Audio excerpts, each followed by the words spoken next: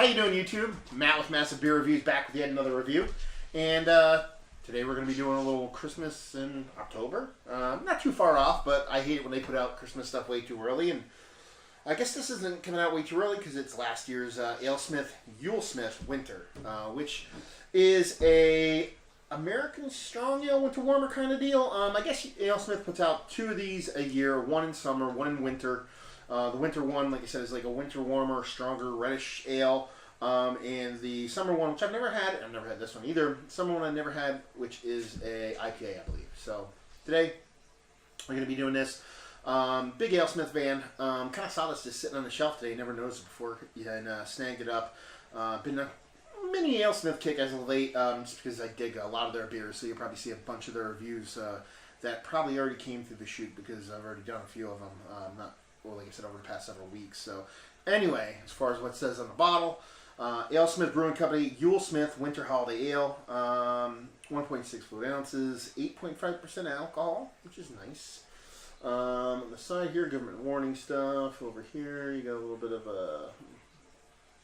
other stuff. And on the back, you got a little bit of a story. Up top, Alesmith Brewing Company, and down here it says, "Welcome to the holidays. Winter Yulesmith arrives each year as the weather turns cool and our cravings for winter warmers begin. This Imperial red ale has an intense hop aroma with well-balanced caramel malt sweetness. The intense American hoppiness builds on the substantial malt backbone to deliver a full-flavored beer with a ton of complexity. Winter Yulesmith is the ultimate beer for holiday dinners. Succulent roasts and hearty stews are excellent companions to this robust malt and alcohol characteristics. The caramel flavors and bitter finish make this beer a great choice with flavorful caricature boards and rich creamy cheeses.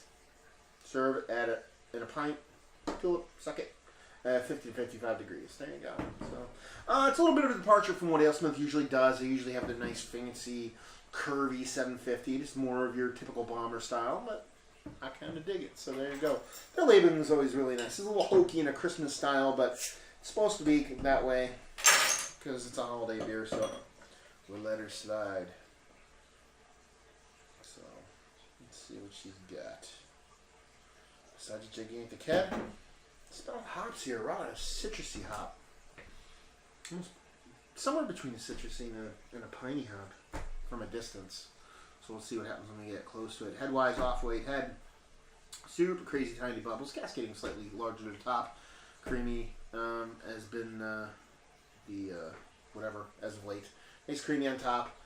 Color-wise, I wouldn't really call it a red ale. Somewhere between a red and a brown, but very light and lighter in color than I'd expect for like a winterish warmer winter beer.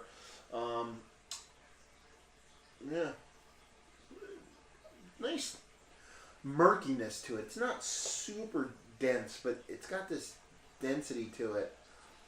Uber ton of floating particles in there, with a little bit of carbonation.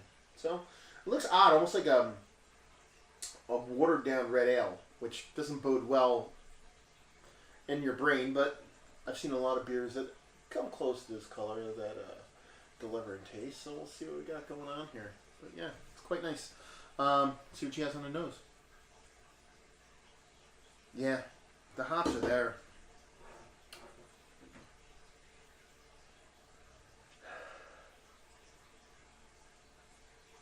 It's like a nice citrusy grapefruit. With a little, they must use multiple hops because I'm getting citrus, but I'm getting West and East on this. American hoppiness, you know, a little bit of citrusy and a little bit of piney too. But it smells good. I'm not a huge hop person on the nose, but it smells quite nice. You can also smell the sugars there, the nice maltiness. That's about it. Maybe a little caramel. Other than that, it smells pretty good. So let's dive right in. Cheers.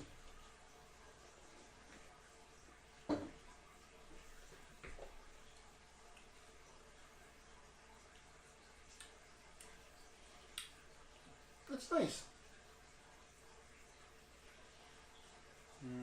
I might have been a dating code up here that kind of rubbed off. It sucks because I wish I had a date on this sucker.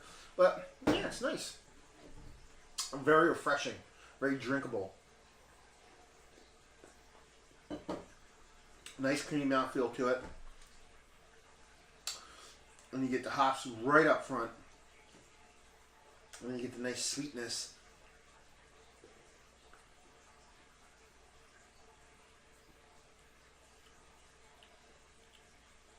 Not super sweet. Not like a sugary sweetness, caramelly sweetness, but like a almost like a what's the word I'm looking for? Like a bready sweetness, if that makes any sense. Like a nice sweet bread. And then you get the hops on the finish, which isn't dry, but I mean it's almost drier up front than it is on the end.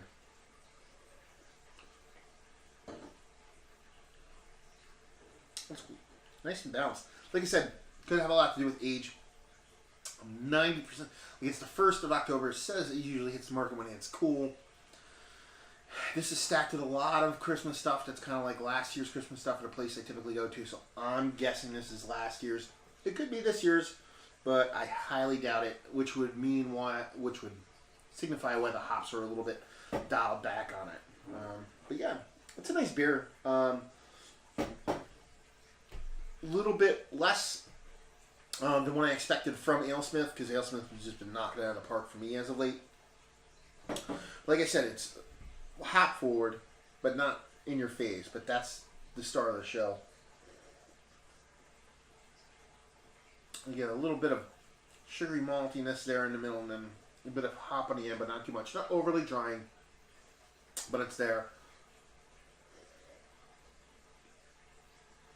And the mouth feels fantastic.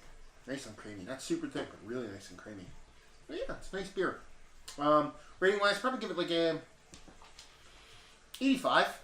You know, nice. Something I'd pick up again.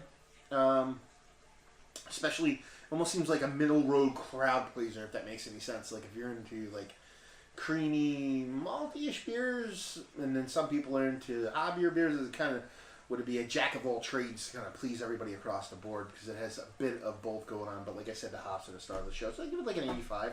Availability, like I said, I saw it at one place, never seen it before, so I give availability a 5. And as far as value, it was $12. I can get a little bit bigger Alesmith for the same amount of money. So I would give it a value of like a 6. I mean, usually Alesmith knocks it out of the park with their bottle prices. But this, for me, you know, as far as what it tastes like, what you're getting, you know, probably put it in the 5-6 range, somewhere right around there. So yeah, 85, and middle of the road for value and availability.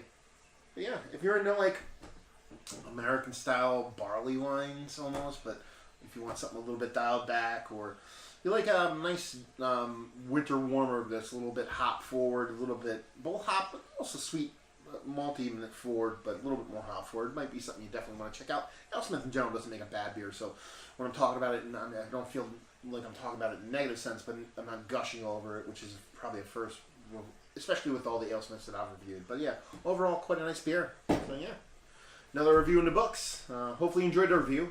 If you did or you didn't, or somewhere in between, leave comments in the comment section below. If you want to check us out anywhere else on the internet, you can on Facebook, Twitter, and Instagram at Massive Beers. We're way more active on Instagram, so if you're going to check us out anywhere, check us out there. And yeah, another review down. So hopefully you guys enjoyed the review. Hopefully you're enjoying a good beer right now, and hopefully see you next time. Cheers.